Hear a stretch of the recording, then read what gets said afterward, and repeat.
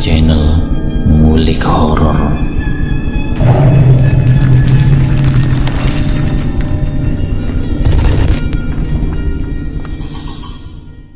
Assalamualaikum warahmatullahi wabarakatuh. Jumpa kembali di channel Ngulik Horor.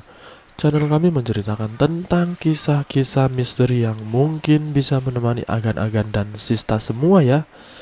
Kali ini saya akan membawakan kisah misteri yang ditulis oleh Mbah Ngesot. Kalian juga dapat mengunjungi tweet beliau langsung ya. Nanti link saya akan sediakan di kolom deskripsinya. Yuk, daripada kita lama-lama, langsung saja kita simak ceritanya. Kali ini saya akan membawakan kisah misteri yang berjudul Mayat Pengantin bagian yang kedua. Wayang pun akhirnya datang. Ia adalah seorang lelaki kurus berambut gondrong. Rambutnya diikat ke belakang. Ia mengenakan jaket kupluk warna hitam dan celana jin biru. Wayang datang sendirian. Ia tidak mau ada orang yang tahu tentang rencana gila temannya itu. Wajah Wayang terlihat khawatir. Perlahan ia buka peti jenazah Sri, lalu menggelengkan kepala. Masih tidak menyangka kalau temannya sebodoh itu percaya dengan mimpi. "Aku yakin ini tidak akan berhasil, Putu." Wayang berdecak kesal. "Aku harus coba terlebih dahulu, Wai." Putu mengeluarkan selembar daun talas dari dalam tasnya. "Kau lihat ini, nenek dalam mimpiku yang memberikannya." Wayang mengambil daun talas yang bertuliskan bahasa Sangkerta itu. Dahinya berkerut. "Berapa lama kau akan mengawetkan mayat istrimu?" Putu memalingkan pandangan, terlihat sedang berpikir. "Mungkin sebulan," jawabnya singkat. "Mungkin, atau lebih, atau sampai Sri hidup lagi." "Kau gila, Putu. Sudahlah, biarkan Sri tenang. Kita kremasi saja. Kau bisa cari wanita lain, Putu." "Aku tidak bisa hidup tanpa Sri. Kau tahu sendiri kan, Wayang? Aku akan buktikan padamu kalau Sri masih bisa dihidupkan lagi. Terserah kau sajalah." Walau Wayang sama sekali tidak yakin Sri bisa bangkit dari kematian, dia tetap menyerahkan kunci rumah itu pada Putu. Ia bahkan membantu temannya menggotong peti jenazah masuk ke dalam rumah. "Sudah lama rumah ini tidak ada yang isi. Kau tahu kan kalau rumah ini angker?" "Ya, aku tahu, tapi tak jadi soal. Aku yakin selama tidak macam-macam mereka tidak akan menggangguku."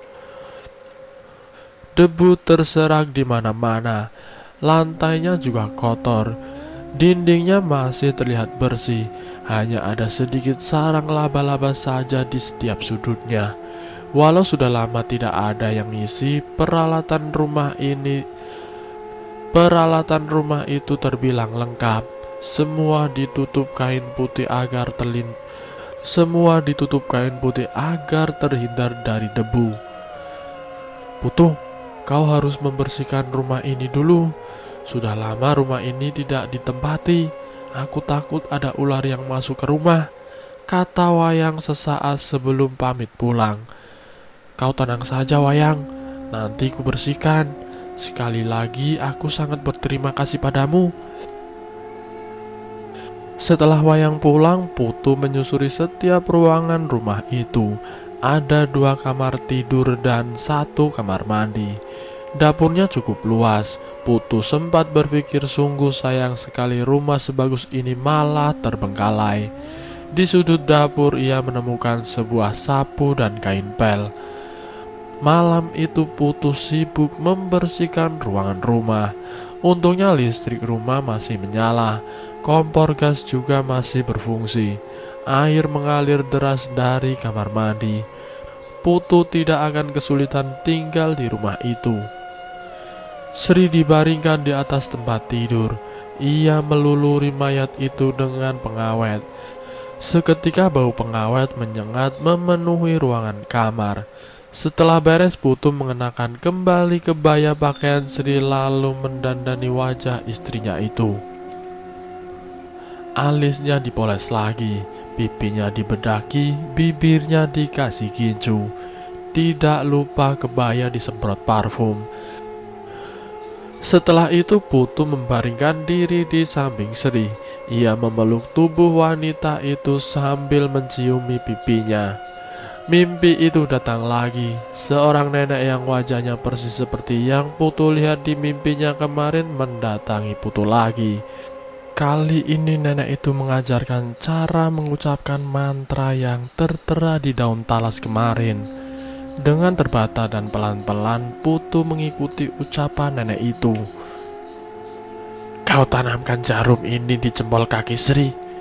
Nenek tersebut menyodorkan 2 jarum jahit. Putu menerimanya. "Lalu apalagi yang harus aku lakukan?" Nenek tersebut menyebutkan dengan jelas ritual demi ritual yang harus Putu lakukan untuk membangkitkan kembali istrinya. Dan ketika Putu bangun, lengannya sedang menggenggam 2 buah jarum. Ia masih ingat tahapan ritual yang harus dilakukan. Besok Putu akan memulainya.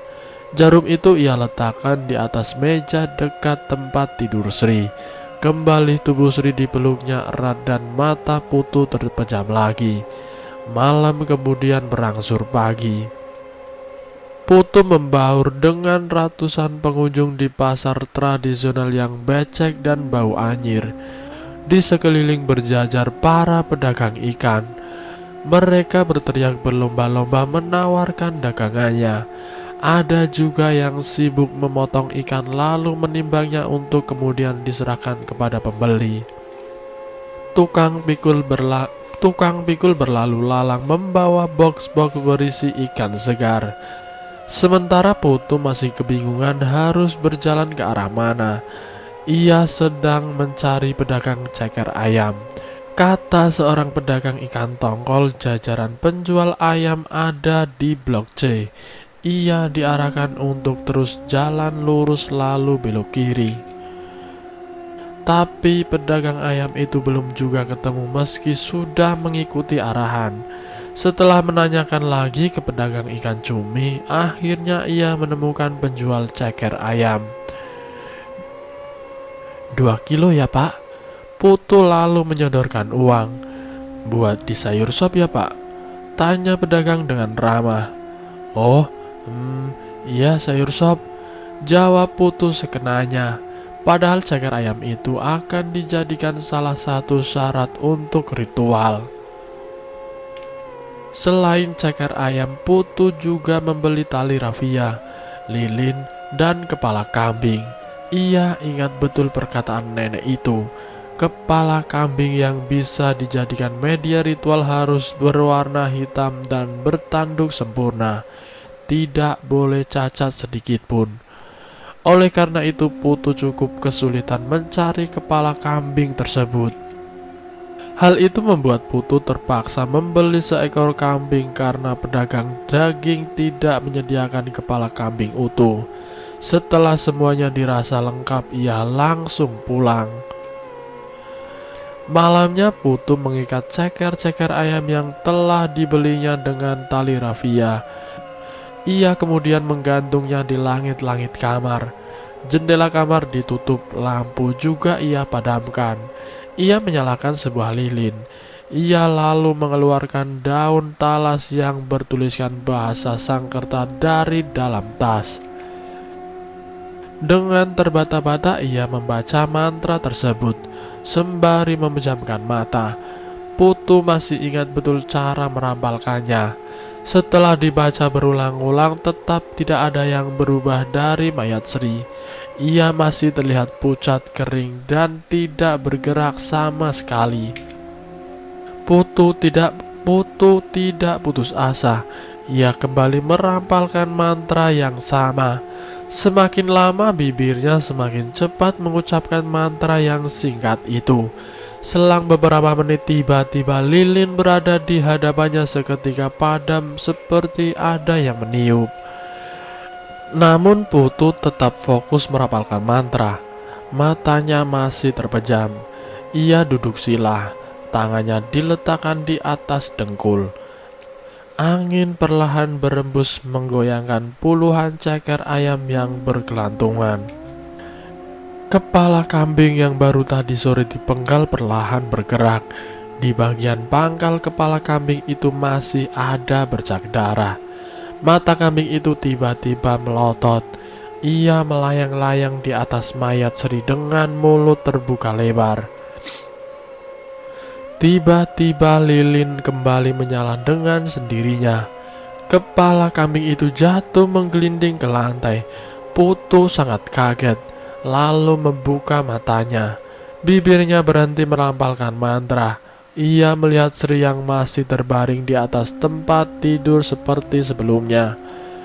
Putu yang sangat heran lalu menggelengkan kepala. Dahinya mengkerut. Ia tidak mengerti kenapa Sri belum juga hidup. Apakah ritualnya ada yang kurang? Seingatnya semua keperluan ritual sudah lengkap dengan proses yang runtut tanpa satu pun terlewatkan. Dalam kebingungan itu Putu lalu beranjak ke dapur. Ia mengambil air minum. Tenggorokannya terasa kering.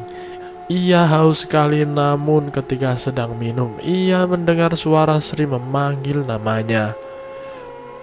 Putu. Suara itu terkesan seperti sedang kesakitan. Suara Sri barusan membuat Putu terbatuk-batuk saat minum. Segera ia lari ke kamar. Betapa terkejutnya ia dengan apa yang dilihatnya. Sampai-sampai gelas yang sedang ia pegang tidak terasa jatuh dan pecah berantakan di lantai. Mata Putu melotot. Wajahnya pucat dan kakinya bergetar hebat. Ia tidak pernah melihat hal itu sebelumnya. Putu tercengeng dengan apa yang dilihatnya. Ada makhluk berbadan manusia dengan kepala kambing sedang menggerayangi mayat Sri. Segera Putu meraih gagang sapu dan memukul punggung makhluk itu berkali-kali. Sontak saja makhluk berkepala kambing menghilang dari hadapan Putu. Tubuhnya membias seperti embun. Putu celingukan mencari makhluk tersebut. Bangsat! Putu marah-marah, tubuh istrinya digerayangi makhluk gaib. Ada apa sebenarnya ini? Kenapa makhluk itu menggerayangi Sri? Putu duduk di samping mayat Sri, mengelus-elus kening Sri yang sudah kering. Ceruk matanya semakin terlihat dan rambutnya sangat kaku. Putu kemudian membaringkan diri di samping istrinya, dan sesaat kemudian telepon genggamnya berbunyi. Putu, kau di mana? Kenapa belum pulang, Nak? Itu suara ibunya berbicara dari seberang telepon. Maaf Bu, aku lupa kasih tahu ke ibu. Jadi sepulang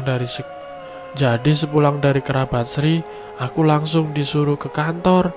Ada pemindahan tugas Bu. Sekarang aku sedang kerja di luar kota.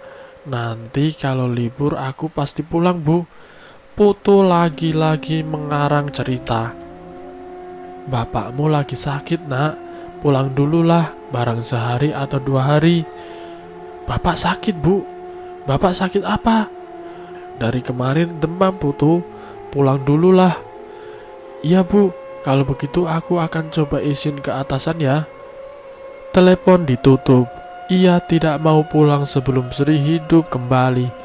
Lagi pula cutinya masih panjang dan uang sisa pesta pernikahan masih cukup untuk menopang hidupnya saat ini.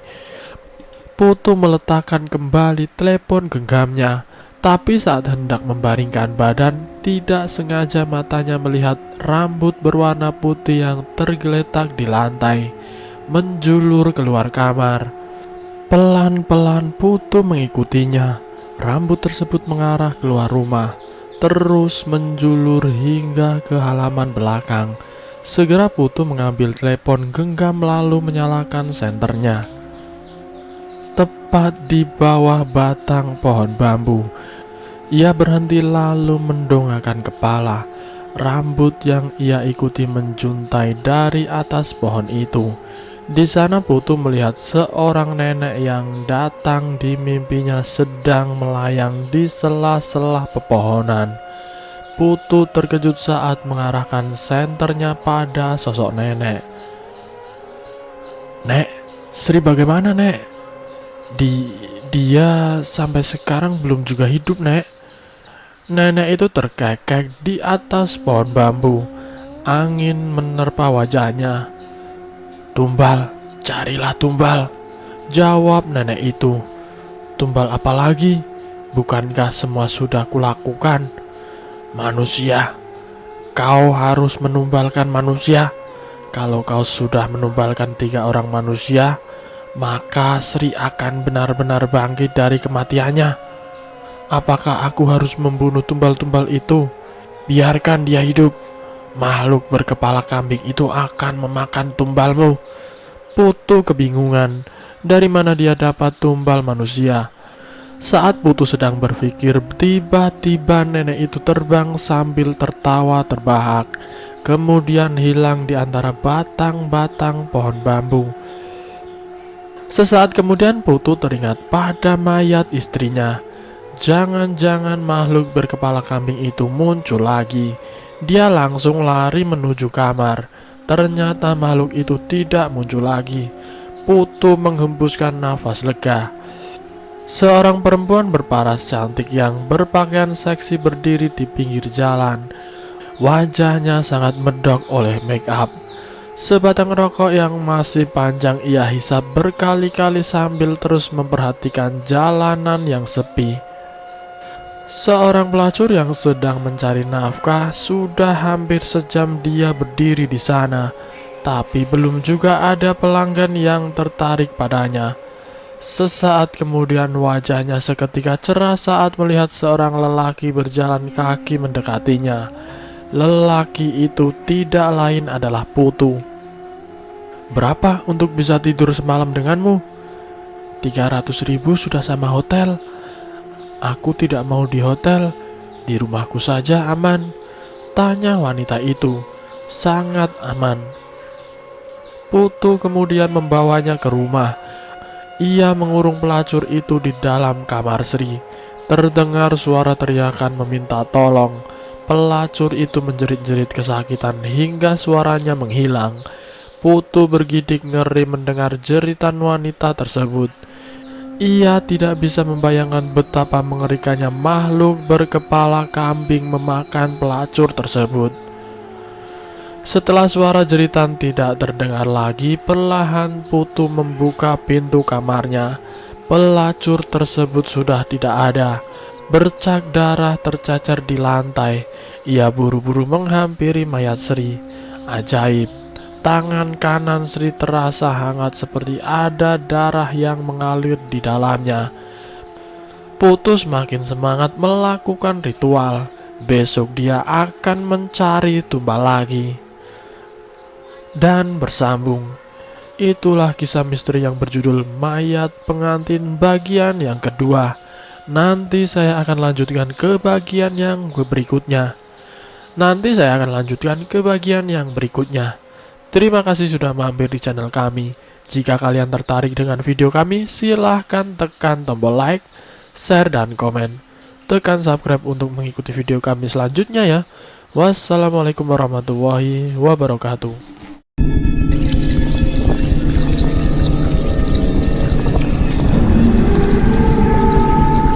Selamat datang di channel Ngulik Horor.